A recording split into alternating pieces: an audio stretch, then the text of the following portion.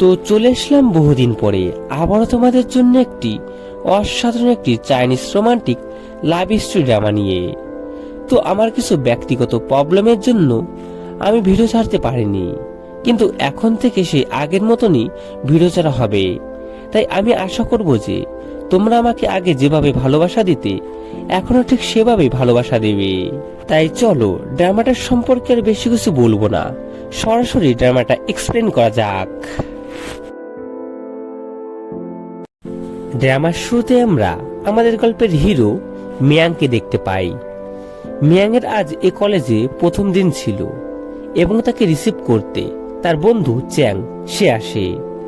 এরপর আমরা আমাদের গল্পের হিরোইন সুইকে দেখতে পাই। সুই সে এ কলেজেই পড়তো এবং সুইয়ের একটি সমস্যা ছিল, সে ফেস ব্লাইন্ডনেস ছিল, মানে সে স্পষ্ট করে সে কারো ফেস সে দেখতে পারতো না, এমনকি সে তার নিজের ফেসটাও সে স্পষ্টভাবে সে দেখতে পারতো না। কিন্তু সুই সে ফটোগ্রাফি করতে এবং প্রকৃতির ছবি তুলতে সে খুবই ভালোবাসতো।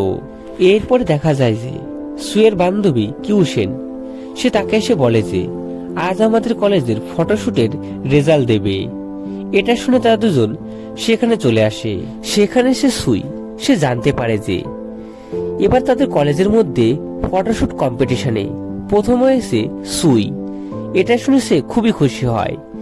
এরপর সে যখন অ্যাওয়ার্ড নেওয়ার জন্য স্টেজে ওঠে তখন কিছু ছেলেরা সুইকে অপমান করতে থাকে এবং তাকে বলতে থাকে যে সুই এই অ্যাওয়ার্ডটা পাওয়ার যোগ্য না, কারণ সুই চ্যাং নামে একটি ছেলের ফটোশুট নকল করেছে। এই বলে তাকে অনেক অপমান করতে থাকে। তখনই সুইয়ের ছোটবেলার একটা কথা মনে পড়ে যায়। সে যখন ছোট ছিল তখন সে কারো ফেস স্পষ্টভাবে সে দেখতে পারত না বলে কেউ তার সাথে খেলা করত না এবং সবাই তাকে অপমান করত। এটা ভেবে সে খুবই কষ্ট পায় এবং সে সেখান থেকে দৌড়ে সে পালাতে যায়। আর তখনই তার মিয়াংয়ের সঙ্গে তার ধাক্কা লাগে এবং সে মিয়াংকে বলে যে আমাকে বাইরে নিয়ে চলো। এরপরে মিয়াং সে তার হাত ধরে সে বাইরে নিয়ে আসে এবং সে যখন তার হাতটা ধরে দৌড়াচ্ছিল তখন সে শুধু সুইয়ের দিকে তাকাচ্ছিল। এমন মনে হচ্ছিল যে মিয়াং সে সুইকে অনেক ভালো করে চেনে। এরপরে সুইয়ের বান্ধবী সে সেখানে চলে আসে এবং সুইয়ের নাম ধরে সে ডাকে। এর ফলে মিয়াং সে সুইয়ের নামটা সে জানতে পারে। এরপরে সে সেখান থেকে চলে যায়।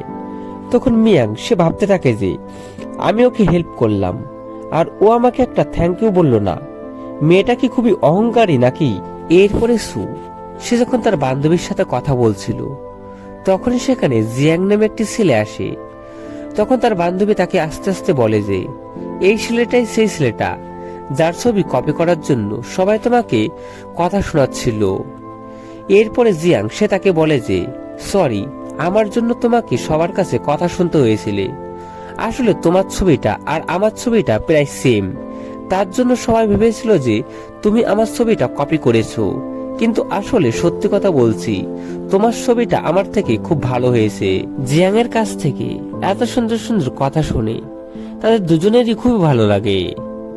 এরপরে লাঞ্চ টাইমে যখন খাবার খাচ্ছিল তখন দুটি ছেলে এসে সুকে বিরক্ত করার চেষ্টা করছিল, আর এই জিনিসটা আমাদের হিরো মিয়াং সে দেখতে পায়।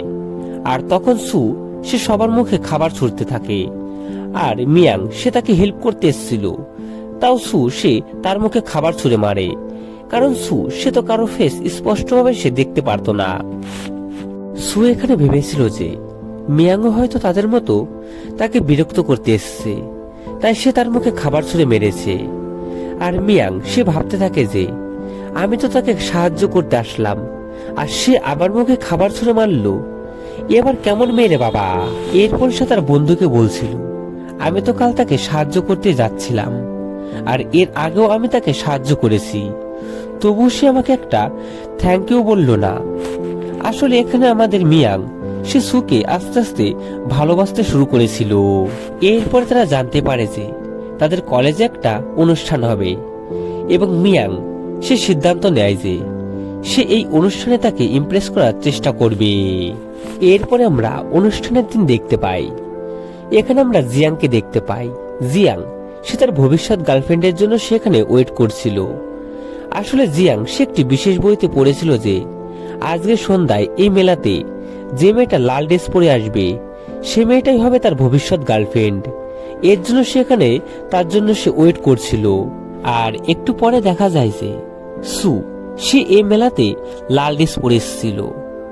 তখন জিয়াং সে বুঝতে পারে যে সুই হবে তার ভবিষ্যৎ গার্লফ্রেন্ড, কারণ সে সুকে মনে মনে একটু একটু করে পছন্দ করত। এরপরে আমরা দেখতে পারি যে মিয়াং সেও সেখানে চলে আসে এবং সে সুকে ইমপ্রেস করার জন্য সে সুযোগ খুঁজতে থাকে। এরপরে দেখা যায় যে একটা ছেলে সুকে প্রপোজ করে, আর এই জিনিসটা দেখে জিয়াং সে খুবই রেগে যায়। তাই সে সেই ছেলেটাকে অপমান করে তাড়িয়ে দেয়। আর তখনই হঠাৎ করে বৃষ্টি শুরু হয় আর সবাই এদিক ওদিকে ছুটতে শুরু করে।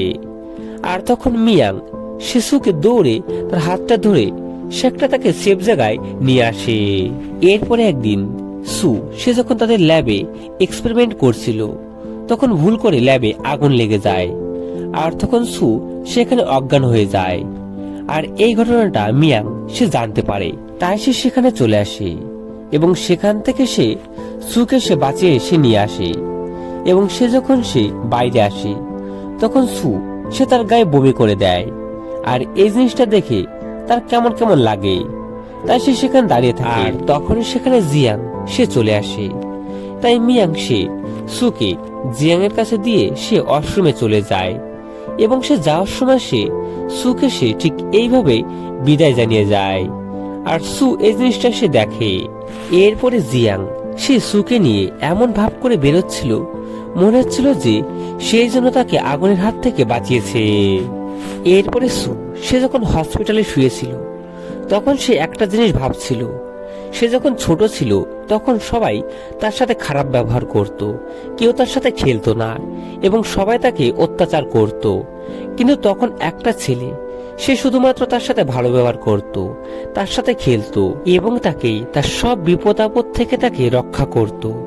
এবং সে যাওয়ার সময় সে তাকে এভাবে বিদায় জানিয়ে যেত। আর আজকেও তাকে এমন করে একটা ছেলে বিদায় জানালো। তার মানে সেই ছেলেটাই আর এই ছেলেটা একই। কিন্তু সু সে যেহেতু কারো ফেস স্পষ্টভাবে সে দেখতে পারত না, তাই সে মিয়াং এর ফেসটাও সে স্পষ্টভাবে সে দেখতে পায়নি। এর পরের দিন সু যখন কলেজে আসে তখন মিয়াং সে ভাবে যে আজকে হয়তো সে তাকে ধন্যবাদ জানাবে। তাই সে অনেক ভাব নিয়ে সে তার সামনে গিয়ে দাঁড়ায়, কিন্তু সু সে তাকে পাত্তা না দিয়ে সে সেখান থেকে চলে যায়। তখন সে একদম অবাক হয়ে যায়। তখন সে তার বন্ধুকে বলে, আসলে মেয়েটা কেমন রে, আমি তাকে এত সাহায্য করছি, সে আমাকে একটা ধন্যবাদও জানাতে পারছে না। তখন তার বন্ধু বলে, তার হয়তো মনে নেই তুমি তাকে সাহায্য করেছো, তাই তুমি তাকে গিয়ে সরাসরি বলো আমি তোমাকে এত সাহায্য করছি, তুমি আমার সাথে এমন খারাপ ব্যবহার করছো কেন। এটা শুনে মিয়াং সে একদম সুয়ের কাছে চলে যায় এবং তাকে বলে যে গতকাল আমি তোমাকে বাঁচালাম, এখন তোমার শরীরটা কেমন আছে। এটা শুনে সুয়ের বান্ধবী তাকে বলে, কই মিথ্যা কথা বলছো কেন, গতকাল তো জিয়াং সে তাকে বাঁচিয়েছে, তুমি তো ওখানে ছিলেই না। এটা শুনে সে খুবই অবাক হয়ে যায়, কারণ সে কষ্ট করলো আর ফল পেল অন্য একজন। এটা শুনে সে খুবই রেগে যায়। তাই সে জিয়াং এর সাথে সে দেখা করার জন্য সে তার বাড়িতে চলে আসে এবং সেখানে সে দেখতে পায় যে জিয়াং এর একটি বইতে লেখা আছে যে সে সুইকে ভালোবেসে ফেলেছে। তখন সে এটা দেখে বুঝতে পারে যে আমার ক্রেডিটটা ও চুরি করে নিল। এটা দেখে সে খুবই রেগে যায়। এরপরে সে সুয়ের কাছাকাছি যাওয়ার জন্য সে সুয়ের ফটোগ্রাফি ক্লাসে ভর্তি হয় এবং সেখানে জিয়াং সে আগে থেকে ছিল। এরপরে দেখা যায় যে তাদের ফটোগ্রাফি ক্লাস থেকে তাদের ফটোগ্রাফিক আরো উন্নত করার জন্য একটা ট্যুরে নিয়ে যায় এবং সেখানে তাদের সবাইকে বলা হয় যে সবাই প্রকৃতির ভালো করে ছবি তুলবে। কিন্তু ওখানে দেখা যায় যে আমাদের মিয়াং সে প্রকৃতির ছবি না তুলে সে শুধু সুয়ের আশেপাশ দিয়ে ঘেরাঘেরি করছিল এবং সে শুধু সুয়ের ছবিটাই সে তুলছিল। আর এই জিনিসটা জিয়াং সে বুঝতে পারে, তাই সে তার কাছ থেকে ক্যামেরাটা নেয় এবং সে দেখতে পায় যে সে শুধু সুয়ের ছবি তুলেছে এবং এই জিনিসটা দেখে সে খুবই রেগে যায়। এরপরে যখন সন্ধ্যা হয় তখন সবাই প্রকৃতির সবাই সুন্দর সুন্দর ছবি তুলছিল। তখন সু সে বলে যে আমি ওই 4 তলা গিয়ে প্রকৃতির কিছু সুন্দর সুন্দর ছবি তুলতে চাই। এই বলে সে সেখান থেকে চলে যায়।